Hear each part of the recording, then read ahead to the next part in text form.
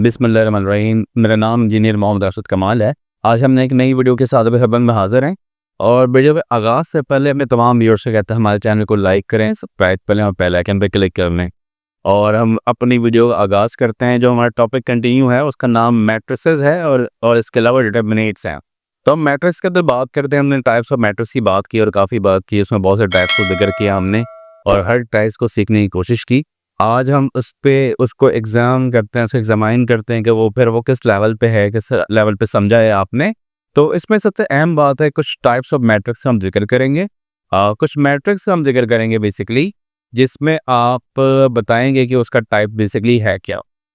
तो सबसे पहले मैं एक मैट्रिक्स बना रहा हूँ, ये आपने बताना है कि इसका टाइप्स है क्या। एक मैट्रिक्स है और उसमें जो वैल्यू लिखी हुई है वो लिखा हुआ है 2, 3, -1 एंड 0।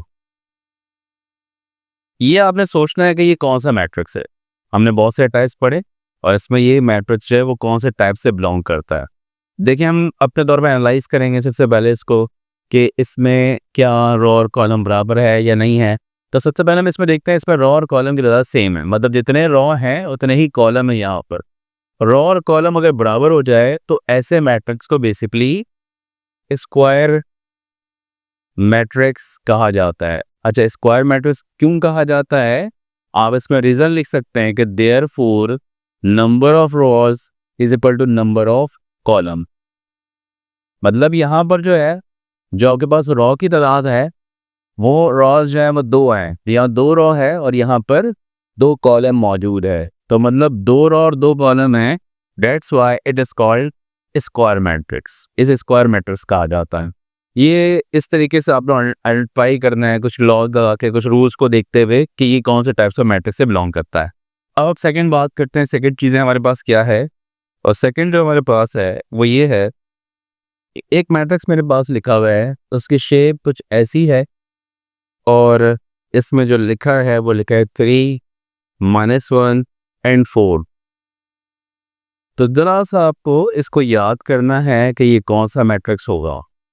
हमने कौन कौन से टाइप्स पढ़े थे, हमने स्क्वायर पढ़ा था, हमने रेक्टेंगल पढ़ा था, हमने रो मैट्रिक्स को पढ़ा था, हमने कॉलम मैट्रिक्स को पढ़ा था। तो इन सारी चीज़ों को डिफाइन करके अगर आप एनालाइज करें तो मामला क्या निकलता है। मामला ये निकलता है कि इस मैट्रिक्स के अंदर सिर्फ और सिर्फ जो एलिमेंट मौजूद है, that is in a column, एक कॉलम के अंदर ये तमाम एलिमेंट मौजूद हैं, इसे कॉलम मैट्रिक्स कहा जाएगा। मतलब ये जो आपके पास है ये है कॉलम मैट्रिक्स है। अच्छा, चूंकि मैट्रिक्स के ऑर्डर के अंदर आपको लिखना पड़ता है रो मल्टीप्लाई बाय कॉलम। तो रो की जितनी भी हो उसको हम n कहते हैं और कॉलम हमेशा 1 होना चाहिए, ये इसकी पहचान है। मतलब अब अगर आप देखना चाहते हैं कॉलम मैट्रिक्स को, तो कॉलम मैट्रिक्स की पहचान ये है कि रो इनटू कॉलम मल्टीप्लाई जब करवाएंगे तो कॉलम की value should be equal to 1। ये 1 होना चाहिए, ये हमेशा 1 ही रहता है। तो इससे आपने कहना है कि ये जो है वो कॉलम मैट्रिक्स है। रो को कोई लिमिट नहीं है, लेकिन यहाँ पर जो रो की तादाद है वो 3 है और कॉलम जो है वो 1 है। बेसिकली ये जाहिर करता है it is a column matrix. उम्मीद है ये भी आपके क्लियर होगा। अब इसी तरीके से मज़ीद हम प्रैक्टिस करते हैं, मज़ीद चीज़ों को ट्राई करते हैं, जो आपने सीखा है उसको आप किस हद तक समझ पा रहे हैं, नहीं पा रहे। तो एक मैट्रिक्स मेरे पास और लिखा है, उसमें जो वैल्यू लिखी हुई है वो वैल्यू मेंशन है -2 एंड 0। देखिए, अगेन इसको आप एनालाइज करें कि इसमें जो रो की तादाद है वो 1 है, मतलब रो जो है वो 1 है, कॉलम मल्टीपल्स हैं, मत रो जो है वो 1 है। मतलब ऐसे मैट्रिक्स जिसमें रो जो है वो 1 हो जाए, ऐसे मैट्रिक्स को रो मैट्रिक्स कहा जाता है। मतलब इसको अगर आप समझ लें तो रो मल्टीप्लाई बाय कॉलम अगर आप करते हैं तो होता क्या है, या रो की जो तादाद है वो यहाँ पे 1 है और कॉलम जो मेरे पास वो यहाँ पर मल्टीपल है। मतलब कॉलम 1 और 2 है, 3 भी हो सकता है, 4 भी हो सकता है, लेकिन रो की तादाद अगर 1 ही रहे तो ऐसे मैट्रिक्स को रो मैट्रिक्स कहा जाएगा। तो इसको मजीद देखते हैं, यहाँ पर रो मैट्रिक्स के अंदर जो की चीज़ें हैं वो क्या है कि आपके पास रो मैट्रिक्स के अंदर अगर 1 मल्टीप्लाई बाय m आ रहा है तो रॉ की ज़्यादा जो है वहाँ पर जो भी हो जाए तो हम लिख लेते हैं कि यहाँ पर जो कॉलम की ज़्यादा है वो 2 है, तो वो 2 भी हो जाए, 4 भी हो जाए, 6 भी हो जाए, उससे कोई फ़र्क नहीं पड़ता। लेकिन यहाँ पर रॉ मल्टीप्लाई बाय कॉलम को हम इस तरह लिख सकते हैं यहाँ पर। अब ज़रा मज़ीद आगे बढ़ते हैं। मज़ीद आगे बढ़ने के लिए हम कुछ और प्रैक्टिस भी देखते हैं इसमें से। उसमें से मैं एक आगे बस टाइप्स है, इसको भी हम प्रैक्टिस करते हैं।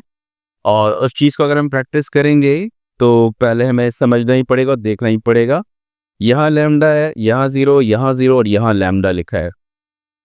तो इसमें होगा क्या, जब आप इसे मैट्रिक्स को देखेंगे तो ऐसे मैट्रिक्स के अंदर सिर्फ और सिर्फ जो है डायगोनल के अंदर एलिमेंट्स मौजूद है, डायगोनल के आउट में एलिमेंट मौजूद नहीं है। मतलब अगर आपके पास जो एलिमेंट्स मौजूद है वो सिर्फ ये मौजूद है और आपके पास बाकी एलिमेंट 0 है। तो ऐसे मैट्रिक्स को हमने एलिमेंट्स के बिहाफ पे डिसाइड किया था कि स्केलर या फिर यूनिट मैट्रिक्स या फिर जो है आप इसको ये कह लें कि डायगोनल मैट्रिक्स, इस तरह के डिफरेंट मैट्रिक्स के टाइप्स को हमने पढ़ा था। लेकिन यहाँ पर अगर हम देखते हैं तो जो मैट्रिक्स है उसमें तमाम एलिमेंट 0 हैं, लेकिन जो डायगोनल है वो सिर्फ एक मैट्रिक्स से एक एलिमेंट से फुलफिल हुआ हुआ है। अब फुलफिल अगर हुआ हुआ है तो इन दोनों मैट्रिक्स में जो वैल्यूज है वो सेम है। और सेम होने का मतलब ये है कि अगर ये सेम नहीं होता, कुछ अलग वैल्यू होती, उसको हम डायगोनल मैट्रिक्स बोल देते। लेकिन क्योंकि डायगोनल्स में जो वैल्यू है वो सेम है, ऐसे मैट्रिक्स को स्केलर मैट्रिक्स कहा जाएगा। मतलब अगर आपको याद हो तो उसमें डायगोनल्स के अंदर वैल्यू का होना जरूरी है, लेकिन डायगोनल वैल्यू अगर सेम हो जाए तो ऐसे मैट्रिक्स को स्केलर मैट्रिक्स कहा जाता है। अब स्केलर मैट्रिक्स हो गए यहाँ पर, बस इसकी एग्जांपल से यही है। रीजंस क्या है, वैल्यूज या एलिमेंट्स लाई ऑन डायगोनल्स, और डायगोनल अगर सेम हो जाए तो ऐसे मैट्रिक्स को डायगोनल मैट्रिक्स कहा जाता है। ये यहाँ तक चीजें हो गई, ठीक है। अब हम एक एग्जाम्पल और देखते हैं। एग्जाम्पल्स क्या है हमारे पास, एग्जाम्पल्स के लिए अगर हम गौर करें तो हमारे पास एक मैट्रिक्स है, इसको ज़रा मैं इस तरह बना लेता हूँ। तो अगर आप देखेंगे तो यहाँ A लिखा है, यहाँ 0, यहाँ 0, यहाँ B लिखा है 0, 0, 0 एंड C। अब ये मैट्रिक्स कौन सा है, देखिए इसमें जो वैल्यूज आ रही है यहाँ पर सारी, दे आर नॉट इक्वल, ये इक्वल नहीं है, ईच आर डिफरेंट।